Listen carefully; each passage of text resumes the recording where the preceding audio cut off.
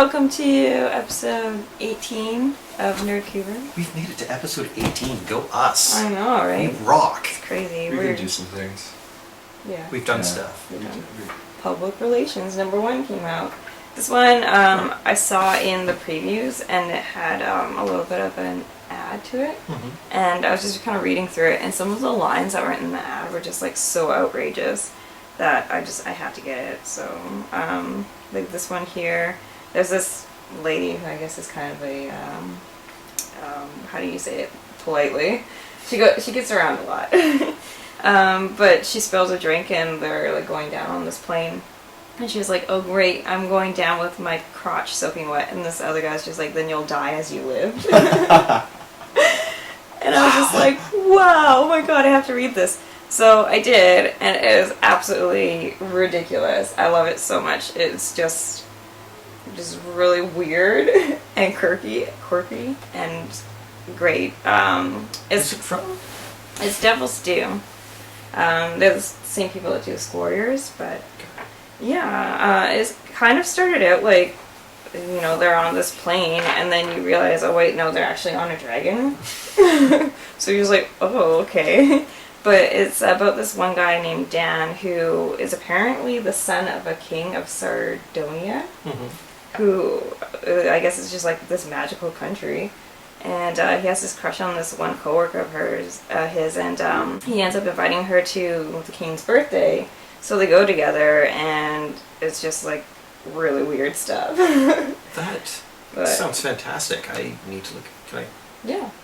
But yeah, it was really good. I really enjoyed it. You do definitely have to have a sense of humor. Yeah, that's really, really pretty art. Yeah, it is. The dragon's a little bit fuzzy. Yeah, that one, pixelated. the one page, I guess, was a bit small, but yeah. other than that, it's but the rest fun. of it is like, really good definition. And, yeah.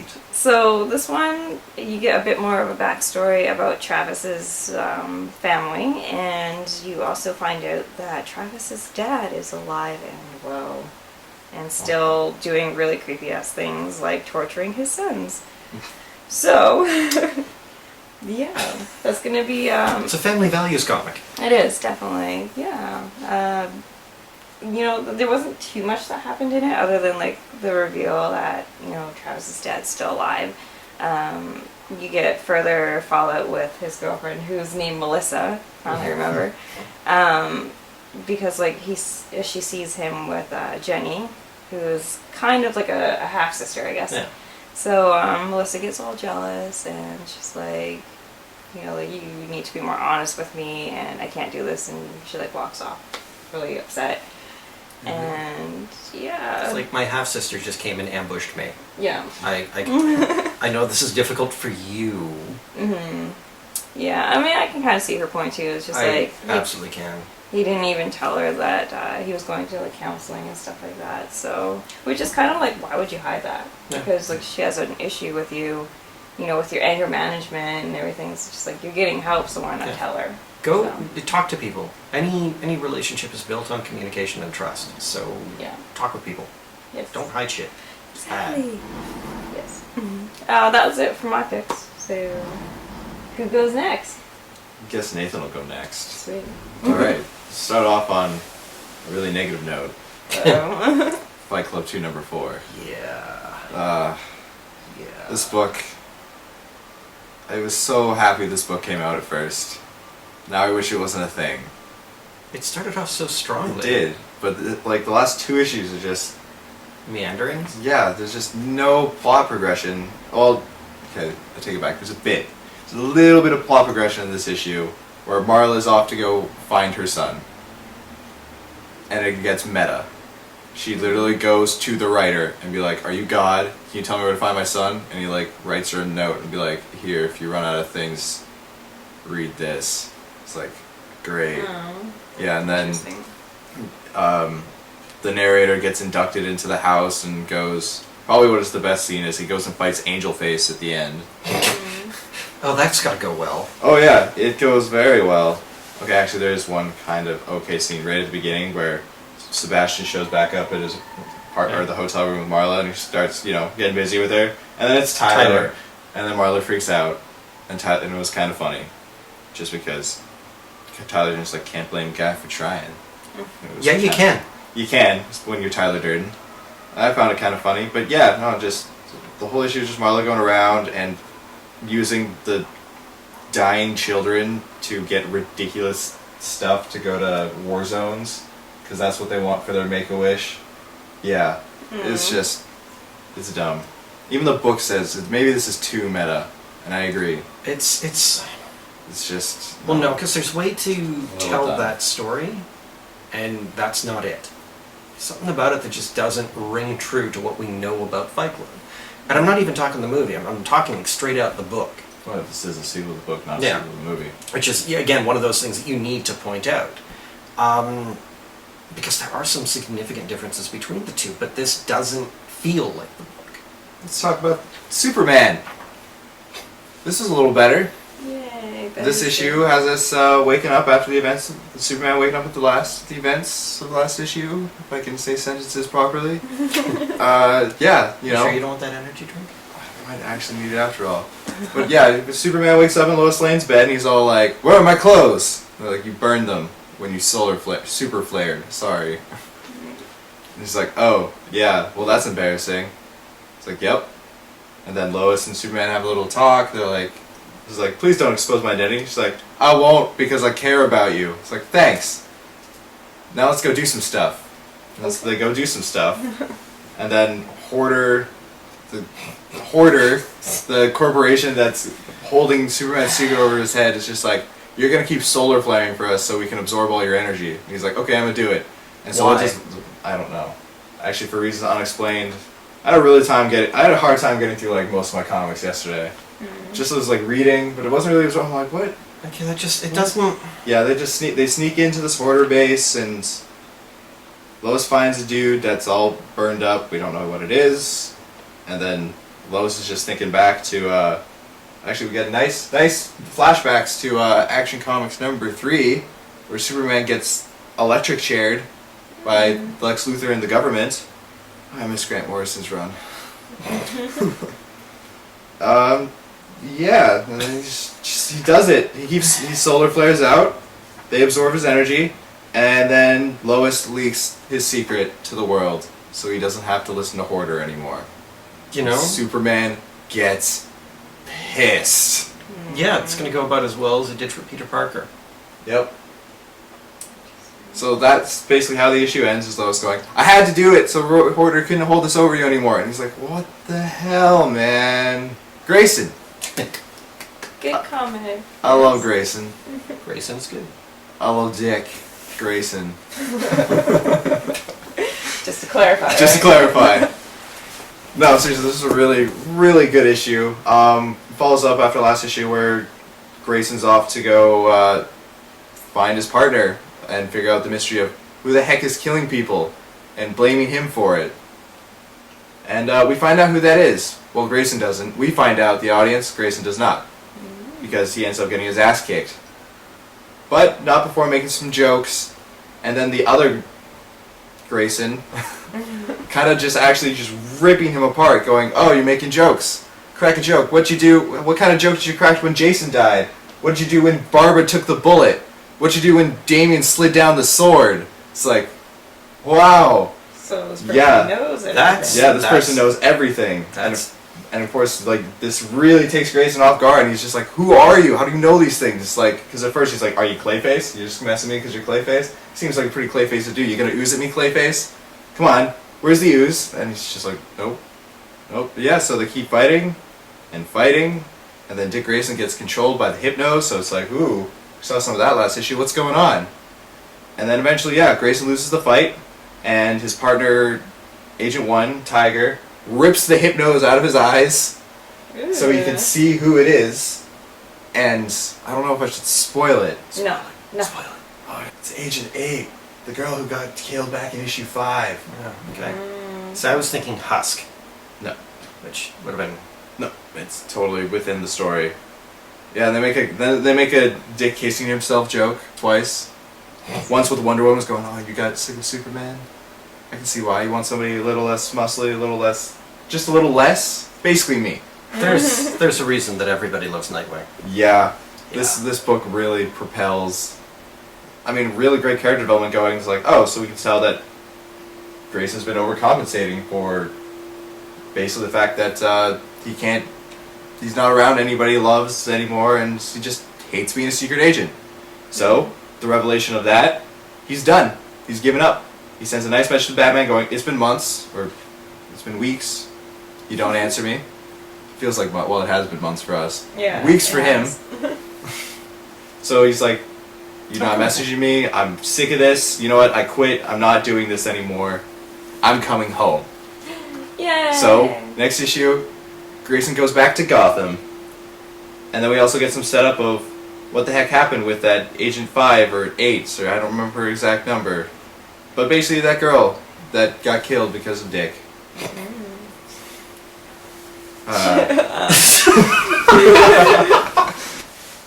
Prez.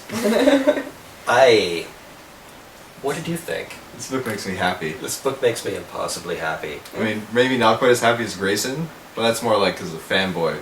This book makes me happy. This is food for the soul. It is.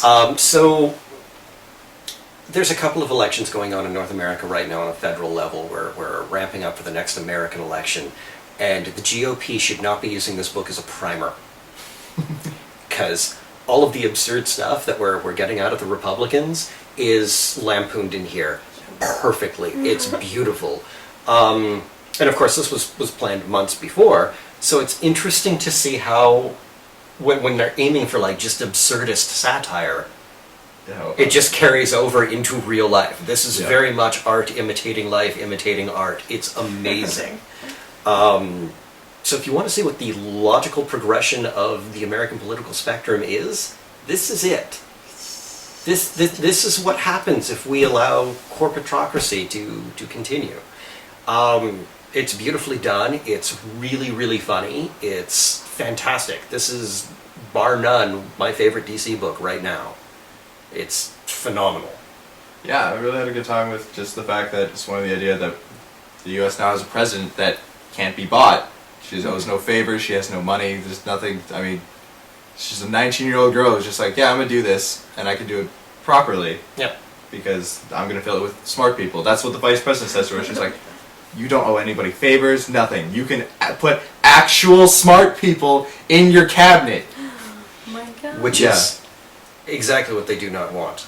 Just an awesome, awesome comic. Yeah, and also a fun fact, we actually will be getting 12 issues of Prez in the end. I have a feeling it's probably going to take a break after issue 6, I think, because Dan DiDio said in an interview that Prez is getting all 12 issues, so it must be like a volume 1, probably take a few months break, and then do the other 6, I'm assuming. Yeah. So yeah, it'll be good. I'm glad that this story's not going to be cut short, because going by solicits, issue 6 doesn't sound like the end of the story. I really, I cannot urge you enough to read this. Hacktivist is another political comic. It's was created by Alyssa Milano and is written by Jackson Lanzig and Colin Kelly. And the first volume of Hacktivist dealt with a couple of guys who had created like a Facebook-style thing that people had signed up for, and in secret, they were using it to help the world become a better place. So they instigated like a revolution in the Middle East. They were moving towards helping people become better and helping countries become better.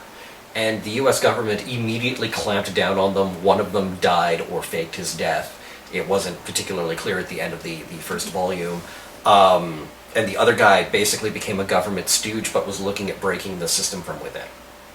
It's a really well-told story, really nice art. Actually very similar in art style to Public Relations.